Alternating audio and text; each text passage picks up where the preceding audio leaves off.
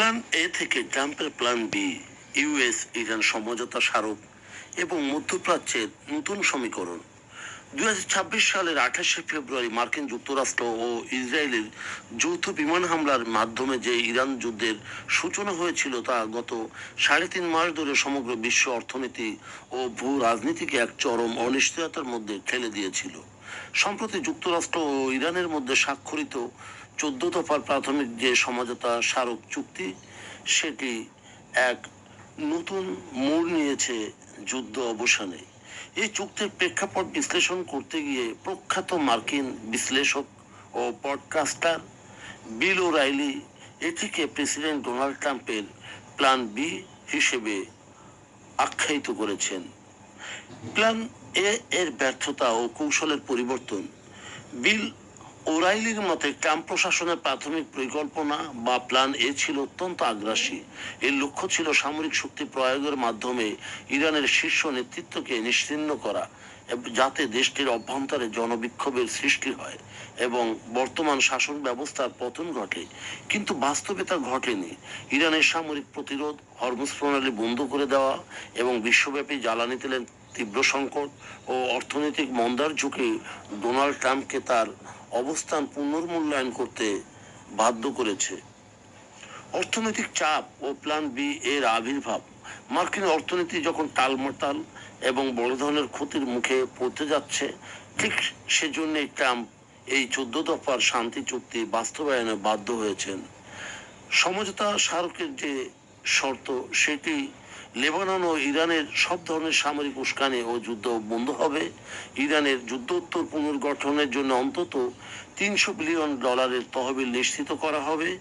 এর বিপরীতে যুক্তরাষ্ট্র ইরানের উপর থেকে সব ধরনের অর্থনৈতিক নিষেধাজ্ঞা তুলে নেবে এবং বাণিজ্যিক ছাড় দেবে। ওরাইলি মনে করেন ট্রাম্পের এই প্ল্যান বি আগের চেয়ে অনেক বেশি সুনির্দিষ্ট। ট্রাম্প যদি ইরানকে ইউরেনিয়াম সমৃদ্ধকরণ থেকে পুরোপুরি বিরত রাখতে পারেন, তবেই তিনি রাজনৈতিকভাবে সফল হবেন। অন্যথায় এটি তার একটি বড় ধরনের আপোষ বলে গণ্য হবে। ইসরায়েল ও নেতানিয়াহুর অসন্তোষ। এই চুক্তির ফলে সবচেয়ে বেশি যে ক্ষতিগ্রস্ত হয়েছে বা একঘরে হয়েছে, সেটি হলো ইসরায়েল। ওরাইলি স্পষ্ট করে বলেছেন এটি ইসরায়েলের জন্য মোটেও ভালো কোনো চুক্তি ছিল না। ইসরায়েলি প্রধানমন্ত্রী বেনিয়ামিন নেতানিয়াহু এবং ট্রাম্পের যৌথ লক্ষ্য প্ল্যান এ সফল না হয় দুই দেশের মধ্যে দূরত্ব তৈরি হয়েছে। G7 সম্মেলনে লেবাননের পরিস্থিতি নিয়ে ট্রাম্পের মন্তব্য এবং নেতানিয়াহুকে চুক্তি হোক বা না হোক যুদ্ধ চলবে এমন একঘেয়ে অবস্থান প্রমাণ করে যে ওয়াশিংটন ও তেল আবিব এখন আর একই নীতিতে চলছে না। সবিশেষ যে জিনিসটা এখানে এসে যায় তা হলো, ট্রাম্প ও ইরানের এই সমঝোতা স্মারক মধ্যপ্রাচ্যে সামরিক স্বস্তি এনে দিয়েছে এবং হরমুজ প্রণালী উন্মুক্ত হওয়ায় বিশ্ববাজারে তেলের দাম কমতে শুরু করেছে। তবে এই শান্তি কতটাই স্থায়ী হবে তা নিয়ে সংশয় থেকেই যায়। ওরাইলির বিশ্লেষণ মতে ট্রাম্প মূলত আমেরিকার আভ্যন্তরীণ অর্থনৈতিক স্বার্থ রক্ষা এবং বিশ্ব মন্দা এড়াতে এই চুক্তি করেছেন।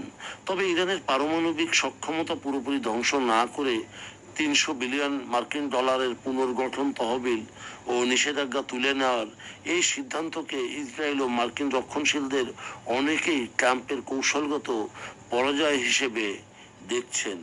আগামী 60 দিনের আনুষ্ঠানিক আলোচনা নির্ধারণ করবে এই প্ল্যান বি মধ্যপ্রাচ্যে দীর্ঘমেয়াদী শান্তি আনবে নাকি এটি আরো বড় কোনো সংঘাতের প্রাক্কালে একটি বড় ধরনের সাময়িক বিরতি মাত্র।